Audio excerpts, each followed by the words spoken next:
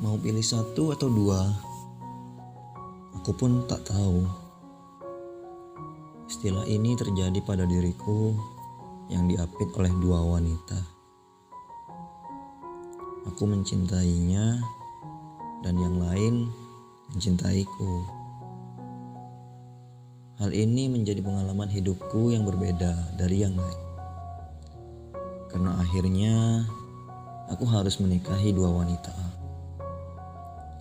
Perkenalkan, namaku Anto, seorang wirausaha kriya batik. Memiliki pacar bernama Astia. Perempuan yang pertama kali membuatku jatuh hati. Karena hatinya yang baik, cantik, dan dermawan. Hubunganku berjalan dengan baik selama 2 tahun.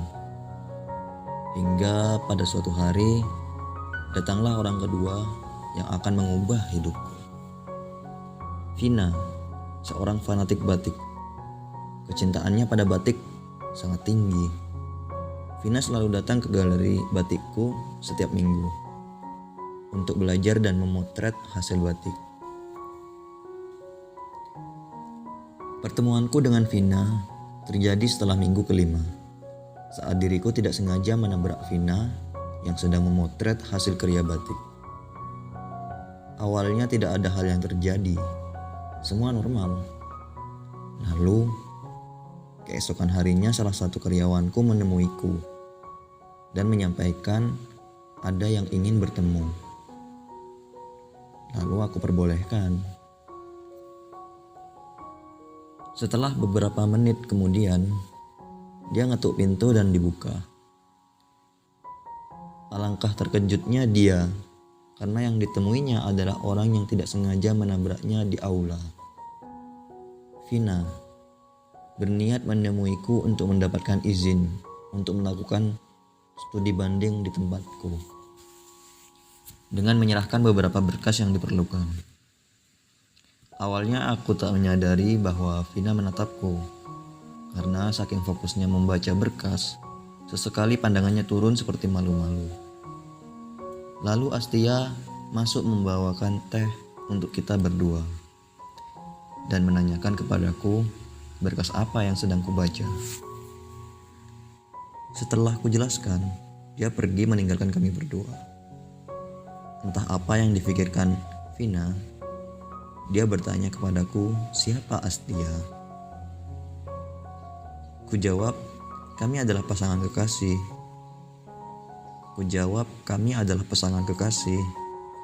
Dan Vina yang sedang ingin meminum teh tersedak. Kutolong dia dengan menepuk pundaknya. Ya, untungnya tidak terjadi apa-apa. Hanya saja yang terjadi selanjutnya lebih aneh lagi.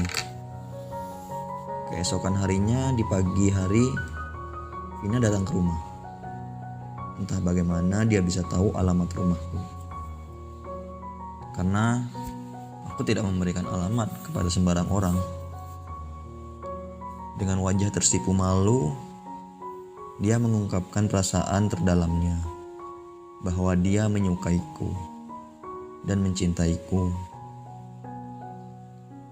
Aku sempat tertegun mendengar katanya. Apa ini? Apa yang sedang terjadi? Tiba-tiba ada seorang perempuan yang tiba-tiba datang menyatakan perasaannya kepadaku. Rasanya tidak sama seperti saat aku menyatakan perasaanku pada Astia. Rasanya diriku sudah melakukan hal yang salah. Malam harinya, kencan dengan Astia berjalan-jalan berkeliling alun-alun kota. Benar-benar bahagia diriku, dan masih terngiang di telinga ucapan Vina. Apa yang harus kulakukan jika Astia tahu bahwa ada perempuan lain yang menyukaiku? Ku tak berani mengungkapkan hal tersebut hingga tiba-tiba muncullah Vina di depan kami. Alangkah terkejutnya diriku, karena tak ada suara. Sepertinya dia membuntutiku dan Astia. Astia menanyakan mengapa dia mengikuti kami berdua. Vina pun berterus terang kepada Astia. Alangkah kagetnya diriku. Dia berani mengungkapkan rasa cintanya padaku di depan kekasihku. Semakin anehnya, justru Astria memberikan senyuman dan berkata kepadaku bahwa tidak baik menolak. Aku bertanya kepada Astia, "Apa kau yakin aku boleh punya dua kekasih sekaligus?"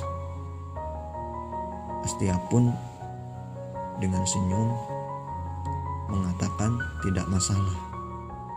Yang penting kau yang bertanggung jawab. Alangkah baiknya Astia, membuatku makin mencintainya. Dan pada akhirnya kami berjalan bertiga. Ini merupakan pengalaman pertama aku yang tak dapat kulupakan. Ketika perempuan yang kucintai merelakan cintanya dibagi dua. Dan kali ini aku punya tanggung jawab lebih dari satu. Yang pertama aku menikahi Astia, dan yang kedua adalah Vina. Sejak saat itu hidup kami dipenuhi harmoni dibandingkan pertikaian.